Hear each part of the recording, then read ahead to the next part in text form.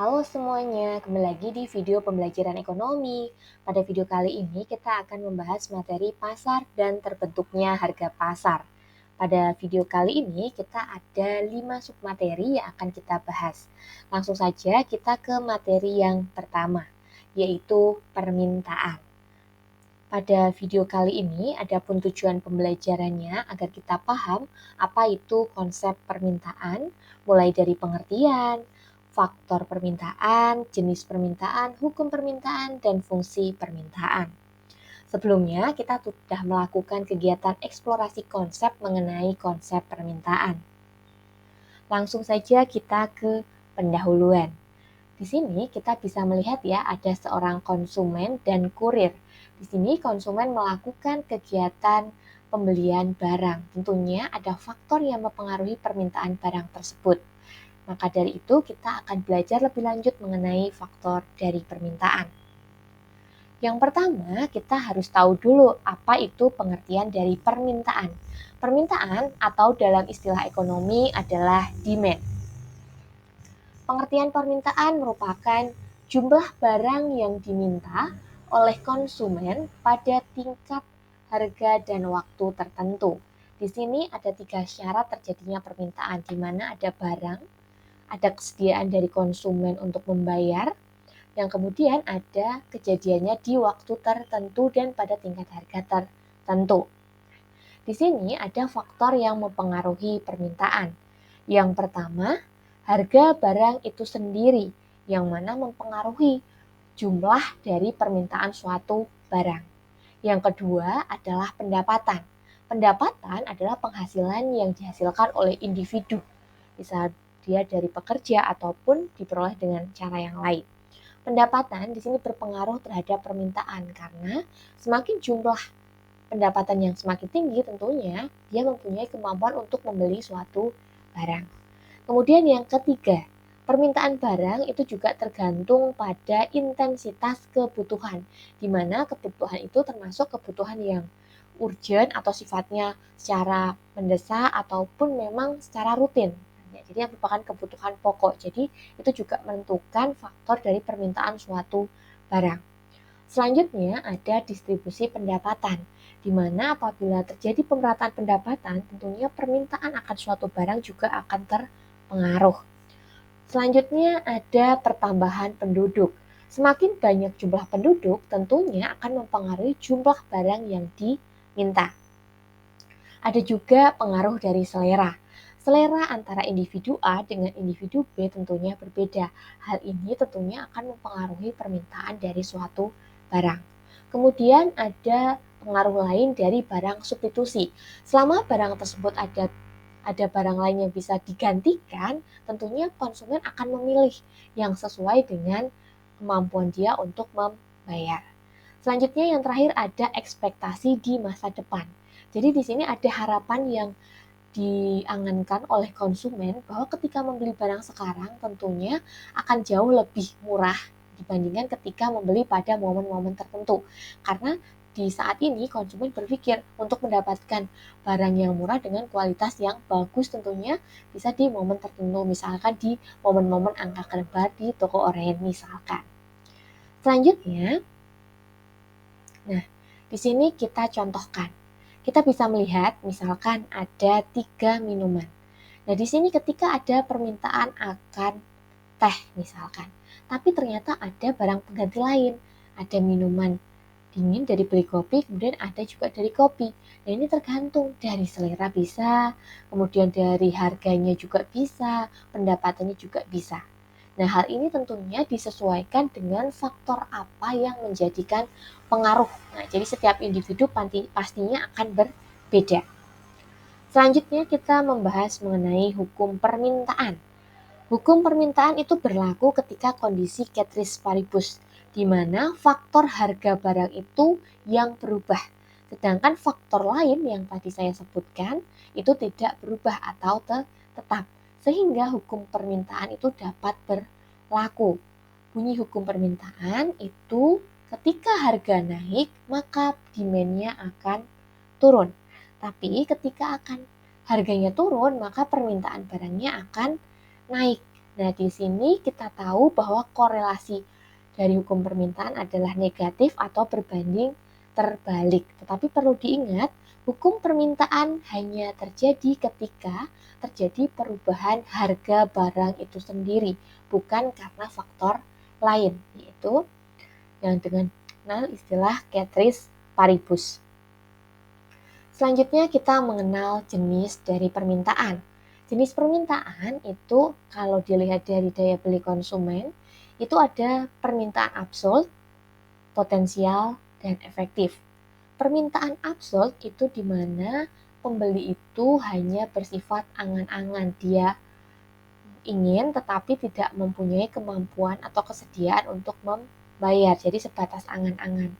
Kemudian kalau potensial ini merupakan konsumen yang bisa kalian prospek, misalkan kalau kalian jadi individu produsen. Nah, di sini untuk potensial berarti bisa mampu untuk melakukan pembayaran atau membeli tetapi belum melakukan tindakan pembelian, jadi bisa dikategorikan hanya konsumen potensial yang bisa diprospek. Kemudian ada pembeli atau konsumen efektif. Di sini yang diharapkan oleh para produsen, di mana dia mempunyai keinginan untuk membeli dan mampu untuk membayar dan telah melakukan transaksi pembayaran. Selain itu, ada juga jenis permintaan individu dan pasar. Kalau individu itu terkait permintaan individu atau perorangan, sedangkan kalau pasar itu kumpulan dari permintaan individu membentuk permintaan pasar. Selain itu, di sini juga ada lain, yaitu ada jenis konsumen sendiri itu dibagi 3 lagi. Ada konsumen submarginal, konsumen supermarginal, dan konsumen marginal. Dimana kalau konsumen marginal itu mampu membeli dengan harga pasar, kalau supermarginal itu di atas harga pasar, kalau submarginal itu di bawah harga pasar. Lalu kita perhatikan kurva permintaan. Kalau kita lihat dari tabel, bisa dilihat ya bahwa ini hukum permintaannya berlaku, dimana kalau harganya semakin tinggi, jumlah barang yang diminta akan semakin turun atau sedikit. Jadi kalau kita menggambar kurvanya, kita bisa lihat, kita menggambar dari kiri atas ke kanan bawah, jadi melereng ya. Kemudian kita lihat lagi, kita akan belajar mengenai pergerakan dan pergeseran kurva. Pergerakan kurva itu terjadi hanya faktor harga barang itu sendiri. Jadi harga barang itu sendiri yang mempengaruhi pergerakan kurva atau ke atas ataupun ke bawah, bergerak naik atau bergerak turun. Kalau bergerak naik itu berarti harganya semakin tinggi. Kalau bergerak turun harganya semakin rendah atau turun ya. Kalau kita lihat dari titik R bergeser ke titik A dan bergeser ke titik B, itu adalah pergerakan kurva. Yang menyebabkan adalah harga itu sendiri.